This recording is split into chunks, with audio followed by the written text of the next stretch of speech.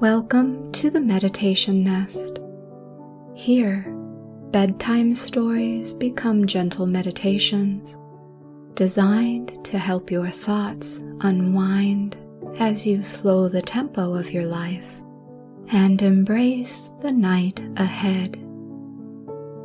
I invite you to slow your breath, soften your thoughts, and find peace as you listen.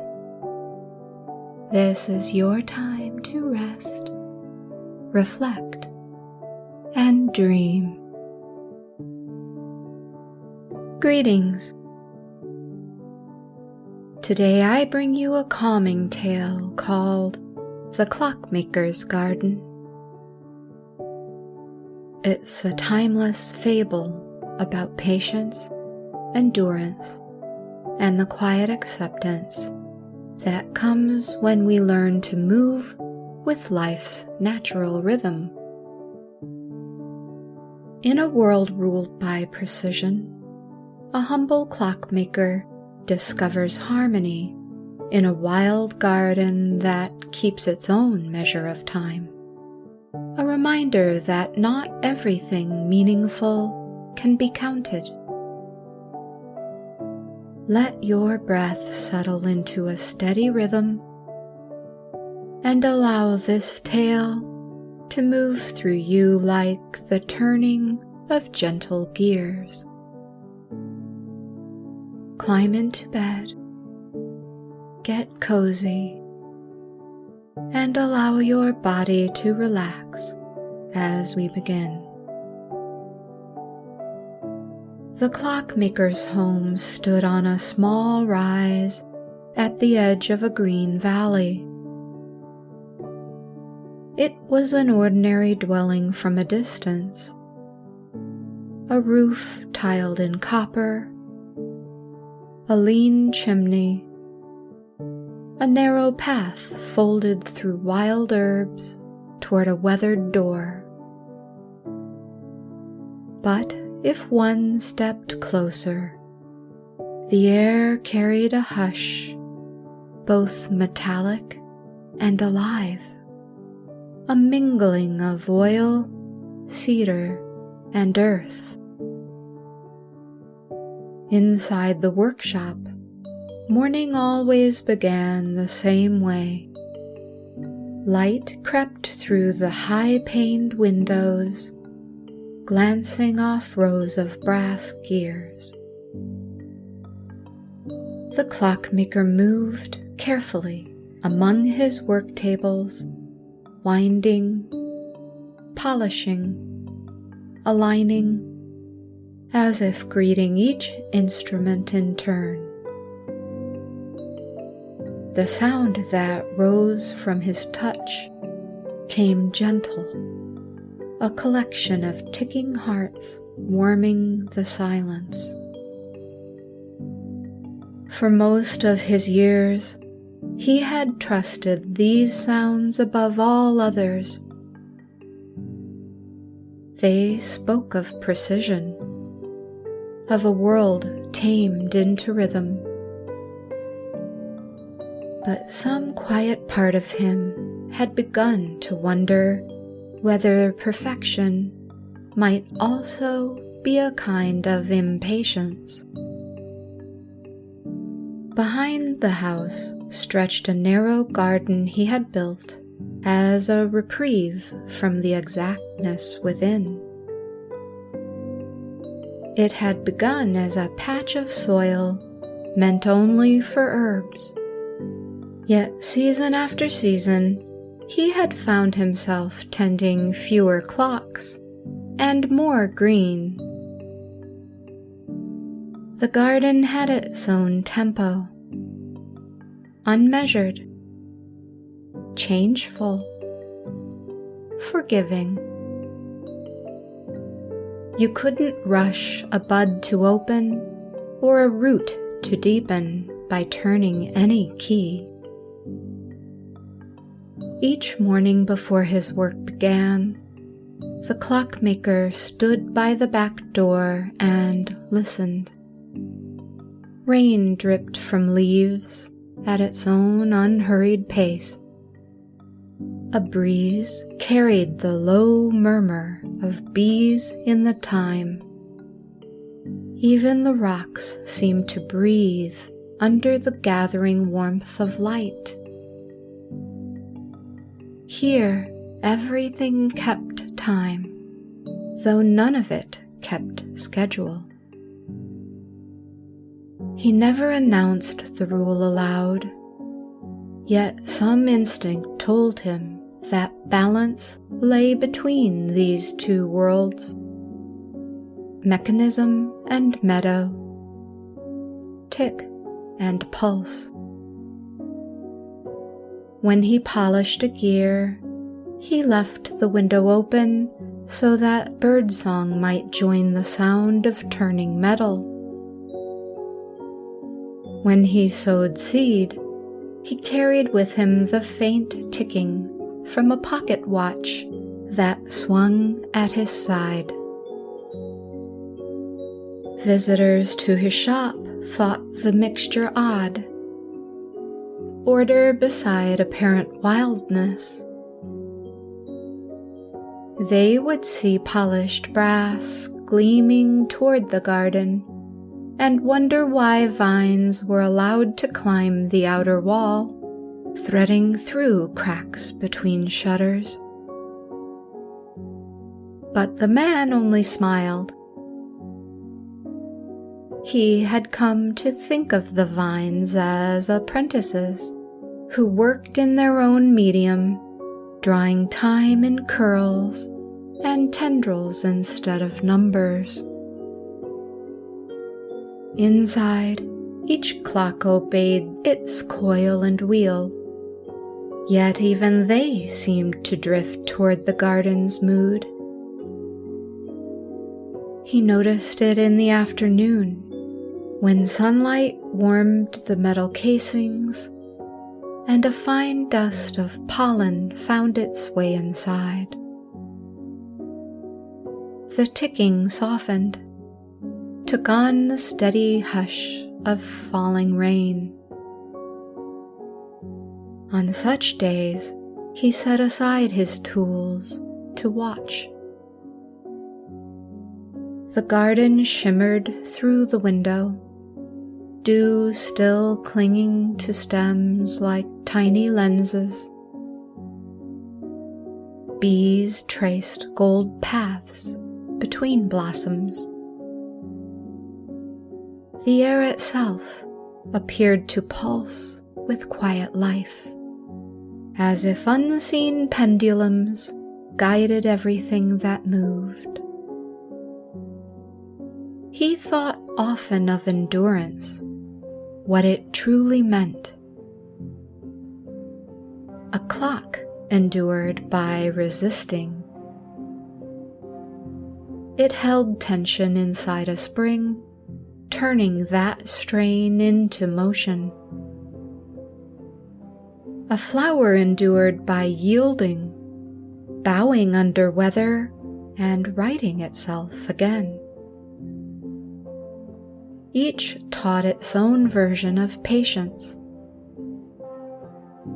The old man had begun to believe both were necessary. As morning lengthened, he turned from window to table. He steadied a small timepiece beneath gloved palms and began to wind. Metal teeth engaged with a sound like whispering rain. He leaned close to listen. Not to verify accuracy, but to hear the life awakening within. The hand moved forward, slower than breath, tracing invisible circles through the hours. Outside, a petal unfurled, a mirror gesture. The clockmaker smiled, a thin, contented curve of recognition. In his heart, he knew he would spend the rest of his life keeping both worlds in motion. The one that counted, and the one that simply moved. He no longer distinguished which was truer. As sunlight crossed the floorboards, dust turned through it, like drifting pollen, and the combined tick of many clocks filled the workshop.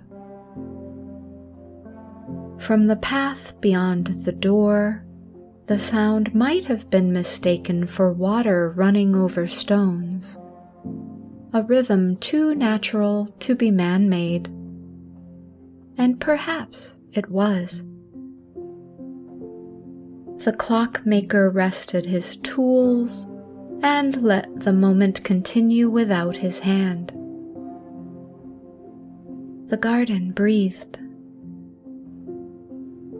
The clocks breathed back, and time seemed to listen. Afternoons were the garden's domain. The clockmaker would leave his bench once the light turned gold and the air began its slow descent toward evening cool.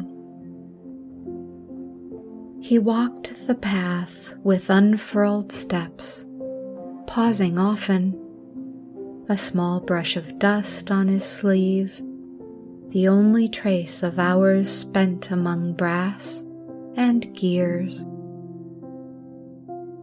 Beyond the door, the hum of ticking faded into the hush of leaves. The garden had grown into a miniature world, rows of herbs giving way to a scatter of color where wildflowers and moss met. Each plant kept its own relationship with time. The marigolds woke first each morning. The moonflowers waited until darkness to breathe. He had long stopped trying to regulate them. There had been a year, early on, when he placed small copper dials beside the roots, measuring sunlight in careful increments. He recorded the openings and closings of each blossom, compared them as he would compare the movement of minute hands. The data meant nothing. The garden didn't keep to measures written by human hands. It had its own mathematics, written in warmth and weather, in the distance of clouds rather than calendars. So now he came only to listen. At the back of the plot stood a row of glass domes, the traces of an experiment he had never quite finished. Inside one dome lived a plant that bore no name. Its leaves shimmered faintly as they turned toward sound rather than light. Sometimes, when the clocks inside the workshop struck the hour in chorus, the little leaves would shiver as though stirred by wind unseen. He found comfort in that, proof that sound could guide growth as surely as sun. The clockmaker knelt to weed near the old rosemary hedge. The earth felt cool under his palm, grainy with the scent of rain still held below the surface. He placed his ear near the soil, and almost believed he could hear the inaudible movement of roots threading through loam. This, he thought, must be what patience sounds like. Slow, certain, without hurry. Nearby, the pond reflected a sky draped in cloud. Small insects skated its surface, etching loops that vanished before completion. A dragonfly hung over the water, its wings vibrating with a sound somewhere between metal and silk. The clockmaker watched, fascinated by the delicate balance between stillness and motion in such a fragile body.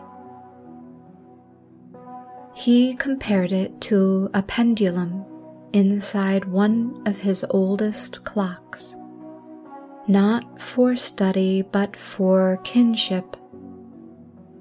Both found endurance in repetition, peace within continuous movement.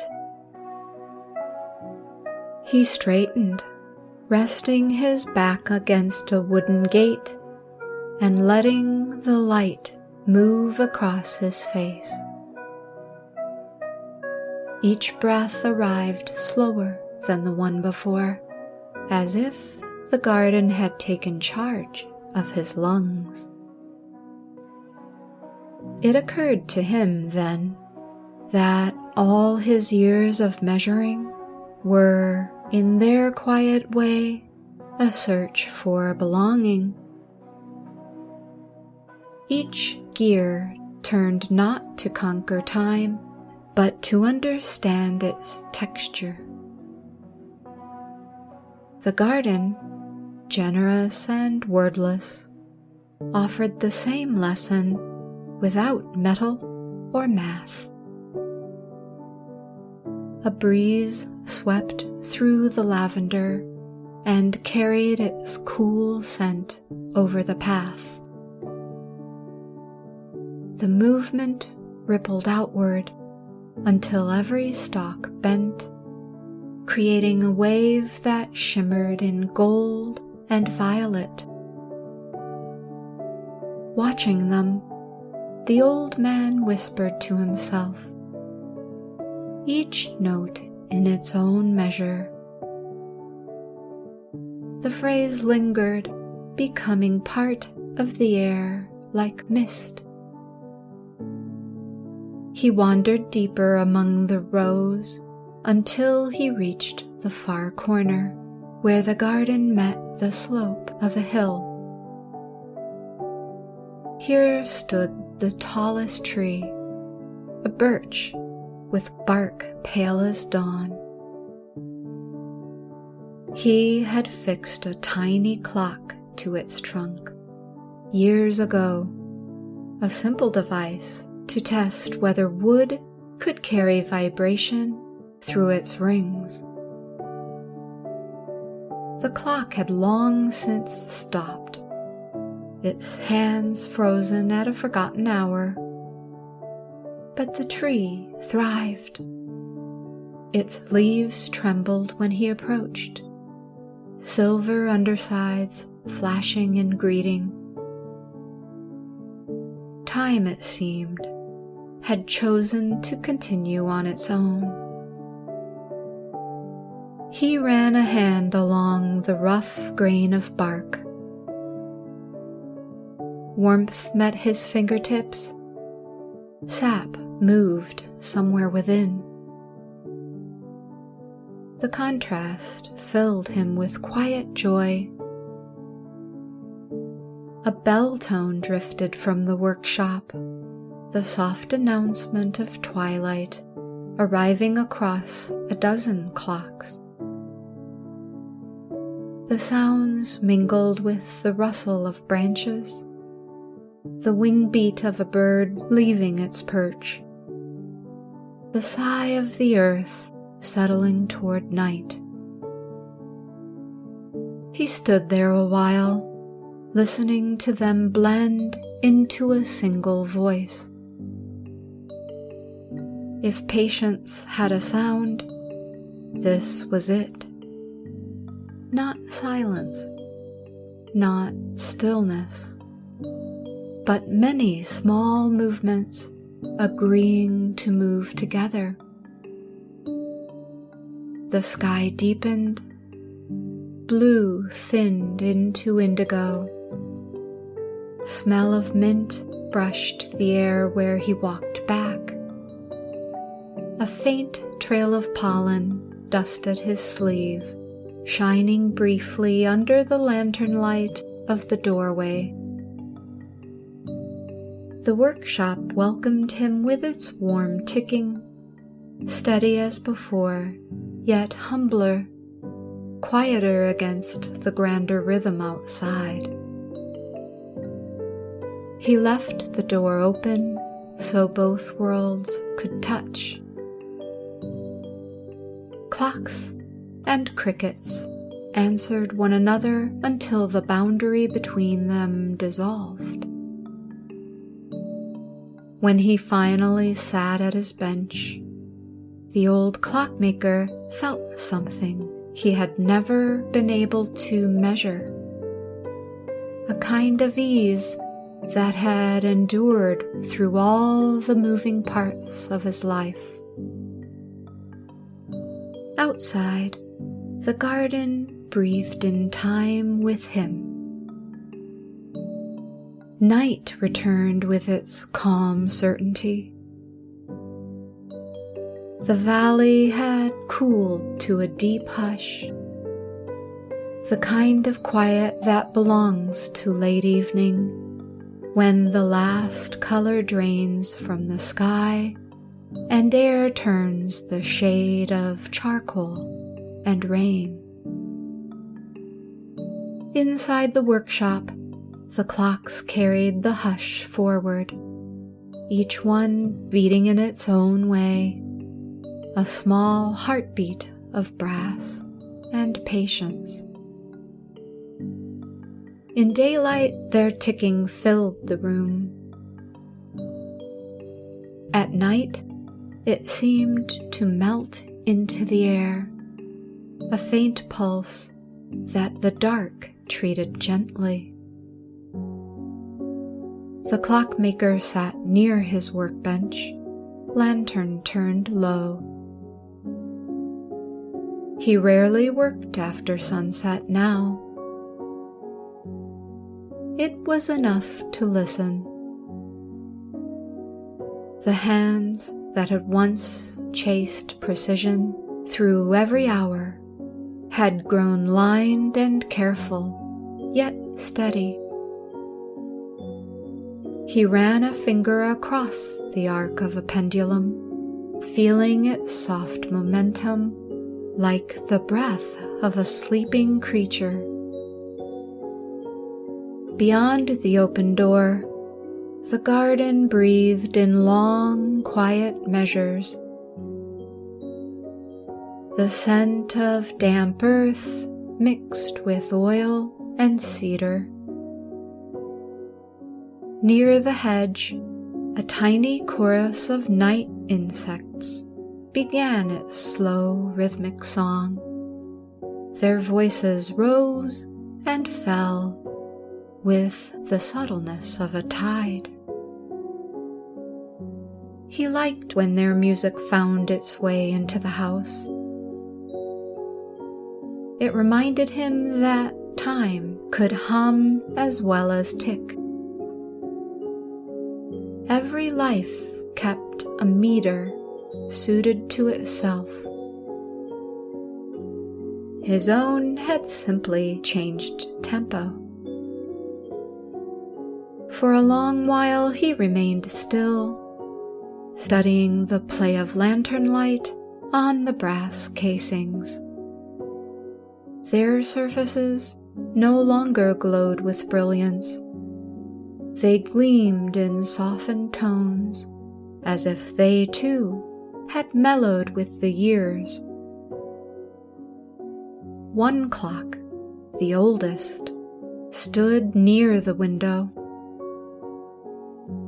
He had built it when his hands were quicker, each gear cut with precision finer than dust. It had accounted for the phases of the moon, the turning of the months, the leap of an occasional summer day. But this evening, when he looked closely, the clock's pendulum hung motionless. He didn't wind it. He only listened to the stillness surrounding it, wondered if perhaps silence could be part of its design. The garden insisted that rest belonged to every living thing. Why should machines be different? So he lifted the small tool from his pocket and unwound the spring halfway, just enough to ease the tension held inside. Metal relaxed with the faintest sigh. What once strained for perfect measure now rested in quiet release. The gesture seemed to pass through the walls. Outside, a wind rose over the field, moving through lavender and birch. Leaves responded with soft applause. The pond accepted a trickle of air and rippled against moonlight. The world continued, untroubled by the stopping of one mechanism. The clockmaker felt a warmth travel through him, the same warmth carried by the blood of trees and soil. He understood then that endurance was not continual motion. It was the grace to pause without breaking rhythm. He left the unwound clock by the window and stepped out onto the porch. The boards creaked once, then settled. Clouds shifted, parting to reveal the slow silver arc of moon above the valley. Mist gathered at the roots of the hill, laying down soft light where the garden waited. Every leaf, every petal shone faintly, holding dew like fragments of stars. He stood watching until even watching felt heavy. Then he sat upon the steps. Wood was cool beneath his palms. Air smelled of mint and quiet rain.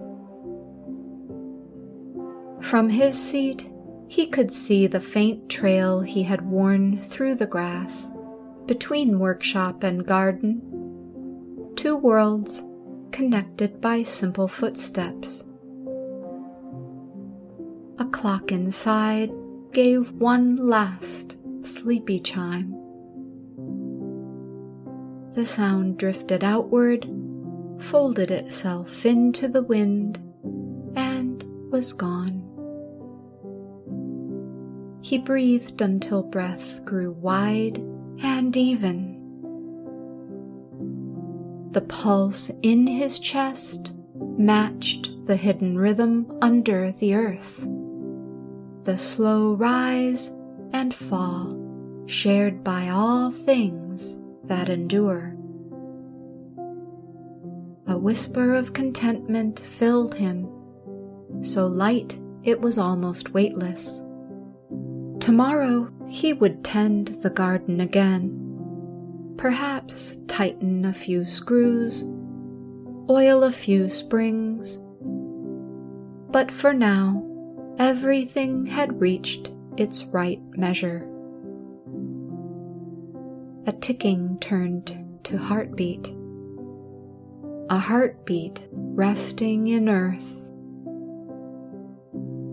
The valley wrapped him in its quiet embrace. A night bird turned once in its sleep. He closed his eyes and joined the rhythm he had spent a lifetime trying to understand. The clocks within the house held the night in time with the garden's breath, steady, forgiving, whole. And when the lantern's flame leaned low, the clockmaker let darkness take the place of counting. Time continued, kind and endless, whispering through leaf and gear alike. The end. Before you drift into sleep, take a slow, easy breath. The clocks have all rested now, their hands unwound, their purpose complete for the night. Somewhere beneath the surface of your own thoughts, calm begins its work in the same way. Subtle, patient, and kind. Endurance doesn't mean motion without pause. It means knowing when to let the rhythm change, when to yield, and when to rest. Let yourself rest too. Let the patterns of the day fade back into the soil of the hours that made them. Time will keep itself while you sleep. Good night. As this episode comes to a gentle close and the world outside grows quiet, may you find comfort within your own meditation nest. Let your mind settle softly. May tranquility wrap around you, inviting deep rest and serene dreams until dawn. If you'd like to help keep the meditation nest aglow, please consider buying me a cup of coffee by visiting ko-fi.com/BethPodcast. Every small kindness helps the light travel a little further. You can also access a free weekly blog on substack.com. Check the show notes for links. Until we meet again, rest in the quiet knowing that you are safely held by the night.